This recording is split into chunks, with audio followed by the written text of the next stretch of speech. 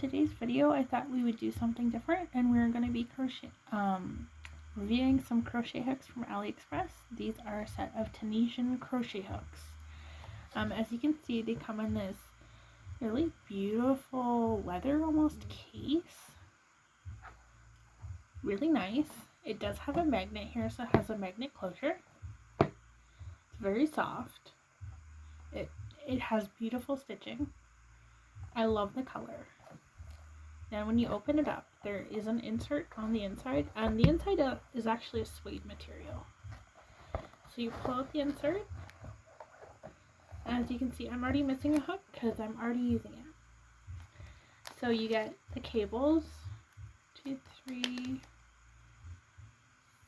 6. So I have 4 different cables here, 4 different cable lengths. It also comes with stoppers, keys, and a little grip to help you grip the needles better, or the hooks I should say. And then it comes in size 3mm all the way up to a 10mm. And I'm currently using the 5mm hook. And I'll show that in a minute what I'm working on. So overall, I'll just pop one of the hooks out. The quality is absolutely incredible. Here's what the hook looks like. It has a little bit of a point, but it's not super sharp. It has a really nice tapered head to it. The hooks are very nice and long. They include a little metal thumb rest, and where the thumb rest is engraved with the hook size. So this one's a 7mm hook.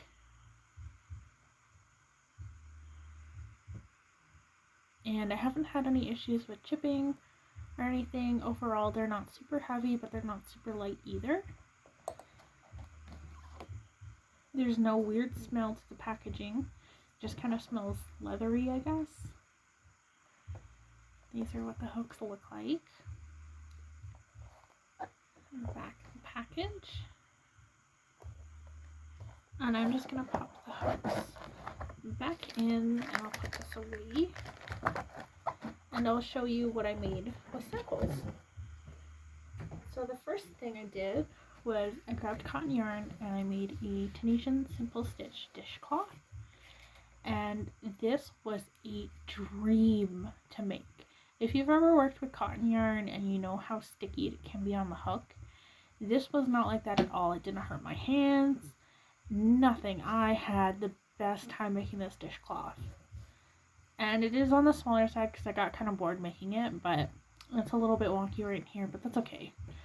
I'll probably just keep the dishcloth for myself. I do have a few ends to weave in, and I put a little loop on it. But it was an absolute dream. The yarn just glided through the hook. I didn't have any issues with splitting per se, but the yarn itself does split a little bit. However, I'm not weaving the hook, it's just the yarn. Just the way the yarn works, and if you've ever worked with cotton yarn, you know it can split really bad. So I had a really great time making this dishcloth, and I will definitely be making more dishcloths using the Tunisian crochet technique because it was just so good. I then grabbed some basic Red Heart acrylic. I think this is Red Heart Soft. And I just practiced doing the Tunisian simple stitch, doing a simple triangle shaped shawl. As you can see, I made a pretty big swatch here, and it was really nice. I didn't really feel it dragging on the hook at all. It was really quick and easy. I actually had quite a good time, and usually with Red Heart yarn on a regular crochet hook, I find it drags quite a bit and it can be quite scratchy and unpleasant to crochet with. However, with these Tunisian crochet hooks, I didn't have that issue at all. And then finally, for my last sample,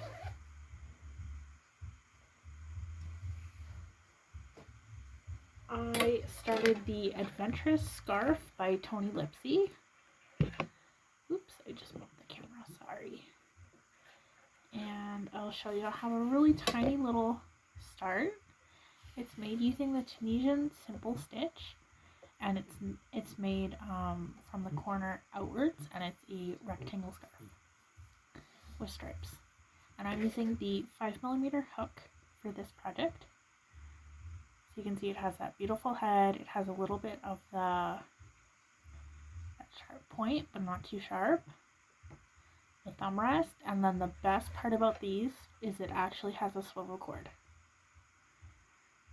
Can you see that? I'm holding the cord here, and you can see it swivels all at once. And it's not going to unravel on me or come apart. It just swivels. So that's pretty cool.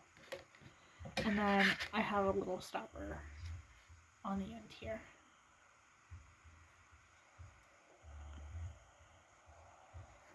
So yeah, overall, I'm really happy with these hooks. I did not get the same hooks as Tony from TL Yarn Crafts did. I actually found a different listing for hooks that were cheaper, and these hooks in total was about $33 Canadian for the set, which is absolutely incredible. If you know anything about Tunisian crochet hooks, they're usually around $150 to $200 Canadian at least for a small set. So I'm definitely going to be trying out some more stitches and different yarns with this and seeing how it goes. This is a fingering weight yarn. It's a sock base, so it's a wool nylon mix, and it's just like butter crocheting with this. It has split a few times, however this yarn has multiple